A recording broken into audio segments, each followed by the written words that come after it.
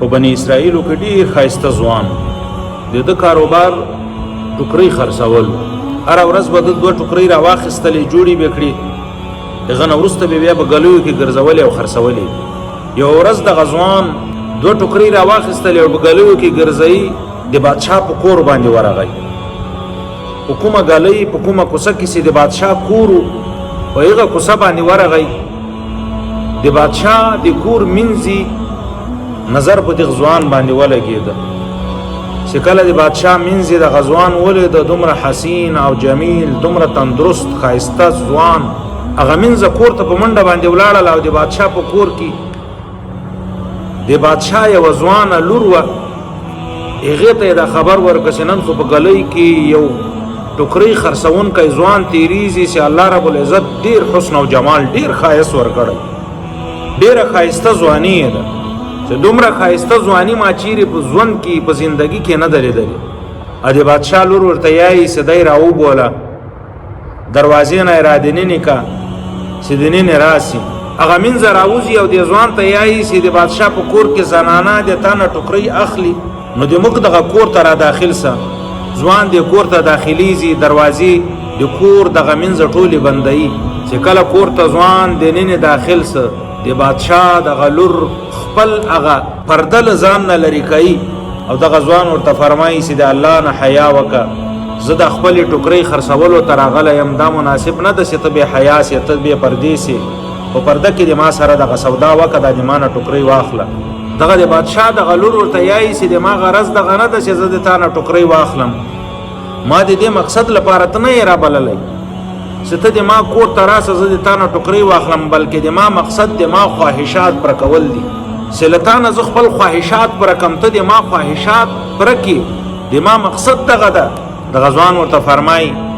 چې د الله رب العزت نه خوف وکړه، د الله نه وډاره سه. دا د بادشاه لور ورته یایي چې که چیرې تا د ما سره دغه عمل ونه کړ، د ما خواهش دې پوره نه کړ، د ما مقصد دې پوره نه کړ، زه به بادشاه ته دغه پیغام ورولېږم او تا ته به سخته سزا درکړي. بادشاه ته به دغه پیغام ورولېږم چې د کس د ما په عزت باندې حمله وکړله، زه یې بې عزته کړلم، ما ته یې لاس راواچاوه، د ما د بدنامي کوشش وکړو، د ما کور ته بغیر د اجازې نه داخل سه، بادشاه به تا ته ډېره سخته سزا درکړي. دغه ځوان حیرانه سه، پریشانه سه چې که چیرې دا عمل کوم د الله رب العزت په گرفت کې راځم، که چیرې د دې عمل نه انکار کم نو د دنیا د خلکو په نظر کې به بدنام، د بادشاه سلامت مجرم به وګرځم. سوچ او فکر نه وروسته د زنانه ته یایي ما ته لږ اوبه راکړه چې زه اودس وکړم، د اودس نه وروسته به بیا دغه عمل وکړو. دغه زنانه خپلې مینځې ته یایي چې ده ته د بار وتلو اجازه مه ورکوه، بلکې د محل په دې چت باندې د دپاره اوبو انتظام وکړه چې دی په دې چت باندې خپل اودس خپل تیاری وکړي او دی بیرته راکوز شي او د ما سره دغه خپل حاجت پوره کړي. ځوان چت ته خیزي او د الله رب العزت په دربار کې دغه دعا کې، یا الله رب العزت، یو طرف ته د تا نافرماني ده،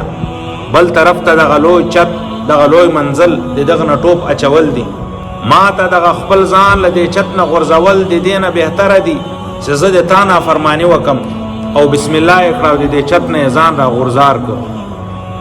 کتاب راخیستی چې د الله رب العزت رحمت په جوش کې راغی. الله رب العزت له جانب نه یوې فرشتې ته حکم وسو چې ورسه د ما هغه مخلص بنده، د ما هغه عابد بنده، د ما هغه نیکبخته بنده د ګناه نه ځان بچ کول غواړي، د ما د خوف، د ما د ډار له وجې نه له چت نه یې ځان را غورځار کړه، مځکې ته یې صحیح سالم ورسوه او ده باندې زخم را نسي، ده ته تاوان ونه رسیږي، ده ته نقصان ونه رسیږي، دی زخمي نسي. فرشته راځي او دغه ځوان صحیح سلامت مځکې ته رسوي. کله چې ځوان صحیح سالم مځکې ته ورسېده، کور طرف ته روان سو. چې کله کور ته ورسېده، د الله رب العزت په دربار کې بیا دعا کې، ای الله رب العزت، روزي د تا په لاس کې ده، تو روزي ورکوونکی ذات یې، ای الله رب العزت، بغیر د دې ټوکریو د خرڅولو نه ماته روزي په کور کې راکړي. الله رب العزت د زرو هغه ملخان را نازل کړه د ده په کور باندې، د زرو ملخان الله رب العزت د ده کور ته راواچول. کله چې ده ولیدل چې د الله رب العزت له جانب نه ماته دغه روزي ملاوېدل شروع سوله، بیا الله رب العزت په دربار کې دعا کې چې ای الله رب العزت، دغه روزي، دغه نعمت دغه انعام سماته په دنیا کې ملاویږي دغه انعام که د آخرت له انعاماتو نه ما ته راکول کیږي چې په آخرت کې د ما حصه پې کمول کیږي الله رب العزت دغه انعام ما ته آخرت کې وساتې ما ته په دنیا کې مه کېره او که چیرې دغه د آخرت له انعاماتو نه نه خدای پاک دغه برقرار وساتي او که د آخرت له انعاماتو نه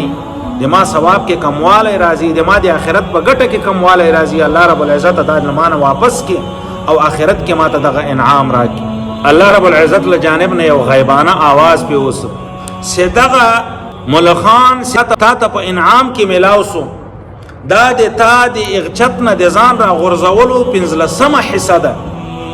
15مه حصې انعام تا ته الله رب العزت په انعام کې په دنیا کې درکوي بیا د دعا وکړه چې الله رب العزت دغه انعام په دنیا کې زه نه غواړم دغه انعام ما ته په آخرت کې ذخیره کړي نو محترم ورونو الله رب العزت